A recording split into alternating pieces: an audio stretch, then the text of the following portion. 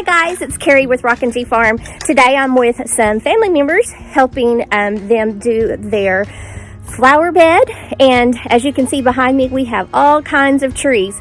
Totally not what I have at my house. This is totally shade loving. So we've got a couple of plants that we're going to let her put in her flower bed because this is her new home and her new project for her.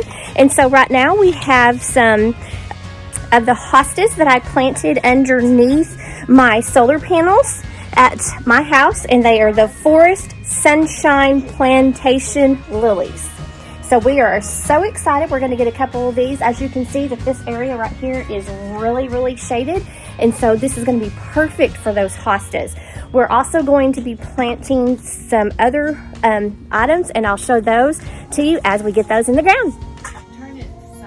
Okay, so here she goes. She's planting her sunshine, or her Rainforest Sunshine Plantation Lily, and we have a little one crying, so. But this is her first little endeavor for her first flower bed, and we're excited to encourage family members just to get started, and that's the most important thing. Okay guys, so Mama had to go take care of the baby, so we're going to finish planting up her hosta for her and get this bed started, and hopefully next year we'll be able to see a lot of growth from this hosta. Spend a lot of time in the garden, so we're doing a very low maintenance garden for her, and what we're planting now is a sunshine, and it's called a ligustrum. Let me show you this. And it's going to have a lot of interest. It's going to have the yellow leaves which are going to brighten up this dark area in the shadows to give her some brightness on the front of her house. And the ligustrums, which this one is called a sunshine, it will become 3 to 6 feet high and 3 to 4 feet wide. Well, right over here, you can see where they're putting. We're going to put them right there in front of the windows.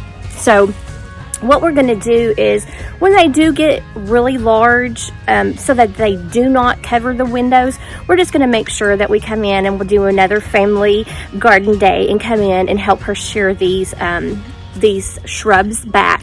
But this is going to hopefully help fill her front flower bed so that she has some good interest and she won't be taking time away from her family to work in this garden. So let me show you what the plant looks like real quick. Well, let's see, I didn't tell you. It has golden foliage in full sun, chartreuse, and part shade. So we're gonna get this beautiful yellow, bright yellow leaves, so that is awesome. They do want full sun, but as you can see right now, we're gonna have some sun for a couple of hours right here, so we might not have all the wonderful chartreuse coloring, but we will get some from the sun that is going to be shining in this area.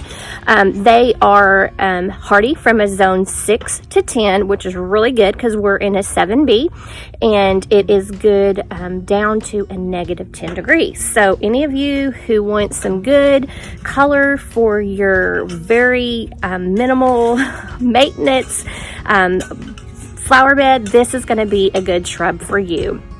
It says fertilize in early spring, which usually everybody's cleaning up their garden in early spring, and that's an easy time to remember to do that, and prune is needed. So here is the wonderful plant that we're looking at.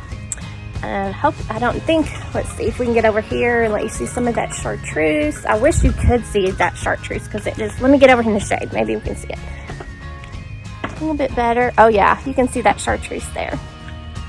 So this is what we're doing right here, and we've got a couple more plants to put in the ground, so I'll be right back after we get these planted. We've got about 1, 2, 3, 4, 5 of these to plant, and we're planting them under the windows just to kind of frame out the windows just a little bit. We're putting a couple of arborvitaes in on the edges of her flower bed. Of course, it's going to take several years for these to fill in. They are going to get about 4 feet wide and 8 feet tall. So this is going to be a slow growing plant, and this is just going to give her some interest and bring up some height on the corners of her house. And we've got one there, and we're going to have one down there at the end of the other side of the house. We put one right here in the middle also, and this is going to kind of cover up the area where the hostas are, because this back here is going to be complete hostas. And then we're going to put the arborvitae here. So this is going to completely cover this, and hopefully we're going to plant a whole bunch more hostas here.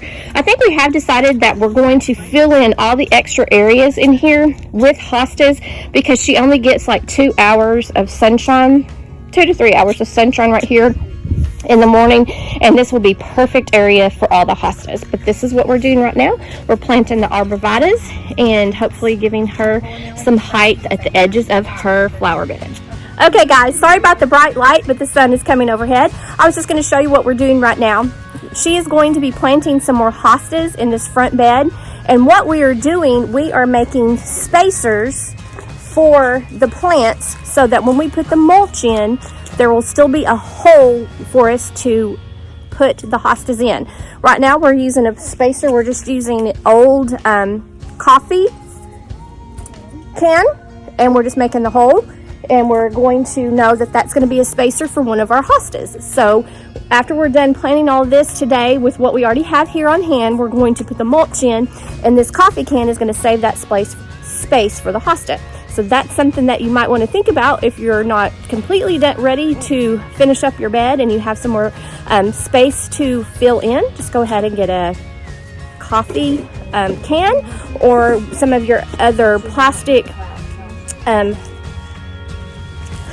containers that your plants come in, and just bury them, and then you'll have a spacer to hold your space for your plants.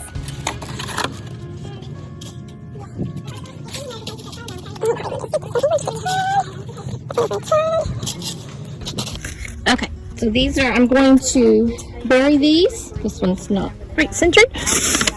We're going to bury those in the ground to keep space for her hostas that she's going to go get. And we've got 3 more here, but I've got to space those.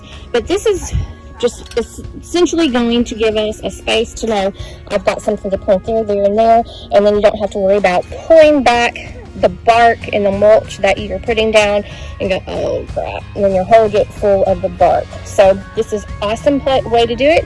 Just plant your coffee can or your container.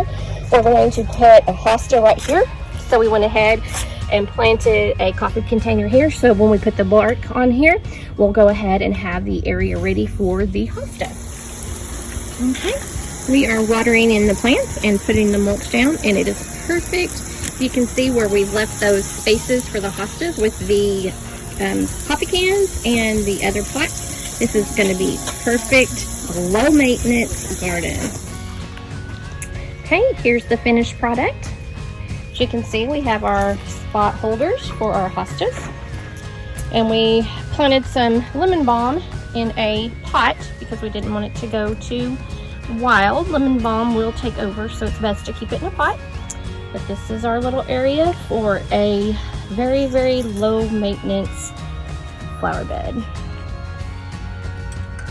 Thanks for joining me today with a family, very easy, low maintenance flower bed, and make what you have beautiful.